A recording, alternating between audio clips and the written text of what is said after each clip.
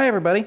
Today I am going to do a very quick video on how to get USB up front on your 1000SX. And this applies to most motorcycles with the exception of the auxiliary DC connection right here. So I was asked this question about front USB a while ago, and I'm sorry that it took so long to get this out. I have been working on a ton of other projects and life just gets in the way. So again, I apologize, but hopefully this helps you out.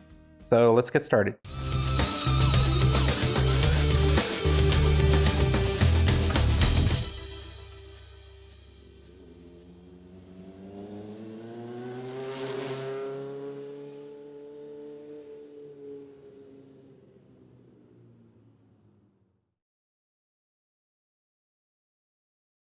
Okay, so when it comes to the front USB on your motorcycle, you have a couple different options, and I'm actually going to start with the hardwired option first. So what I mean by that is you can get USB ports that you can run directly to the battery. Okay, so you see the cable going in there? That goes to my, my quad lock wireless charging. So I wish I could get better light in here for this, but what I did was I double-sided sticky taped it to the frame. And I also have one on this side, which you can see a little better. It's right here. Try and get some light on it for you. And it has a cap on it to keep it waterproof while you're not using it. Now these connections hook up directly to the battery. So I recommend getting a switch put on them because they are a constant draw. There is a power supply built into it that converts 12 volt DC to 5 volt DC. So you need to have a switch to it or always plug your bike into a battery tender. I don't have a switch on mine right now and my battery will go low about after a week. So you can either switch it or you can get yourself a relay, which is connected to something that powers on when the bike comes on, triggers the relay to feed power to the USB connection. So with that, it'll only come on when the bike comes on. Always on power can be nice, but again, it does put a draw on the battery all the time, even if nothing's plugged into it. Again, it's constantly converting 12 volts to 5 volts, even if it's not plugged in. You could probably find some with power switches built in, things like that. I have a link to the ones I have in the video description, but feel free to search around, see what else you can find. Now, I have two of them, one on each side, but another option, which may be easier for a lot of you, is you can get a USB connection here. So it fits right in here, and I'll have a link to one down below, but it fits in here and you can wire it into the existing connection. You can look at my video on how to wire this OEM socket in, but it would work the same way, except you'd probably have to use the dummy connector that's plugged into. You'd have to go ahead and get the connectors to put inside of that, and then put your wires into that and connect it. Or you can cut the factory connector off, or you can run it right to the battery, but then again, you still have the constant drain. So that's another option. If you already have this DC accessory port, or as some of us older folks call it, a cigarette lighter port. If you have one of them, you can actually get one of these. And then just plug it right into the port and you've got your USB, which comes on when the bike comes on. But there's a big warning here. So the factory connector that goes to these is 3 amps. Now, if you learned this in school, you may not have, but volts times amps equals watts, okay? So 12 volts at 3 amps is 36 watts, and that changes even down to 5 volt. So if you have 5 volt, you can have 6 amps.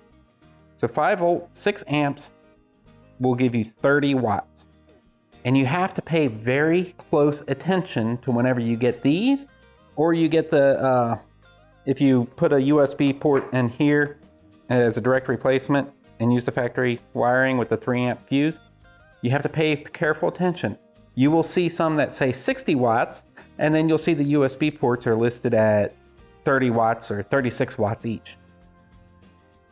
Here's the thing, if you plug 2 connections in, you're gonna draw In the case of 36 by 36, if you draw full power, you're going to be drawing 72 watts at 5 volts, which is going to be way too much.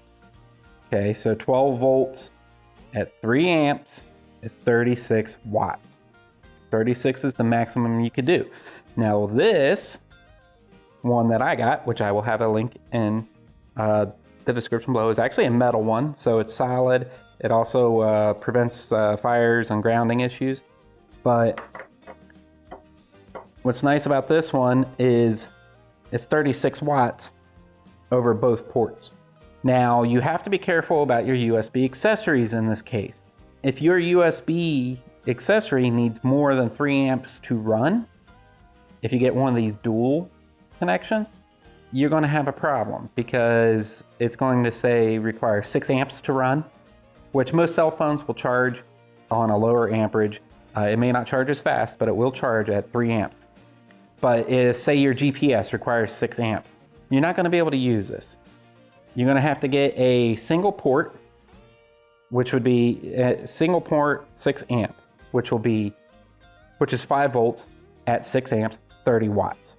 So perfectly safe for your 3 amp fuse at 12 volts. So just be very careful when you do that. The maximum you want is 36 watts over however many connections you have in here. And again, it doesn't matter if you're using one of these or you're replacing this port with one. The same thing applies as long as you're going to that 3 amp factory wiring. Now, if you wire it directly to the battery, it's going to have its own fuse in there, usually maybe a 5 amp or a 10 amp. Just keep that in mind, but those are some options. You can run USB up anywhere you want that you think would work here with one of those direct line runs, or you can just use this and make it work for you. Again, this only comes on when the bike comes on, so it works good. The issue is, I mean, you can't close the cap with this in, so if it starts raining, you're going to have to pull it out and put it somewhere, because these are not waterproof. So I hope that answered your question. If you want more details on something, please let me know. I am actually going to be going to a relayed switch on my USB lines that I have hardwired to the battery. When I do that, I will make a video. But anything else, please let me know. I know this isn't very tutorially or really explaining anything other than the fact that you want to make sure you don't go over 36 watts if you're using the factory wiring. And your battery will run down if you wire it directly onto the battery. Again, it does not matter if you have something plugged in or not.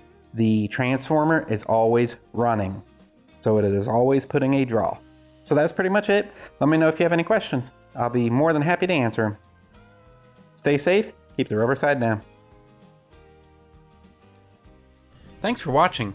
If you have any questions, please feel free to leave them in the comment section below. I will try and answer everyone's questions as soon as possible. If there's anything you would like to see, any tips, tricks, techniques, anything at all motorcycle related, please let me know. I do these videos for you, so anything that you would like to see, I am more than happy to do it. If you like this video, please click that thumbs up button. And if you haven't already, please subscribe and click the bell to notify you whenever a new video drops. Thank you again. Ride safe and keep the rubber side down.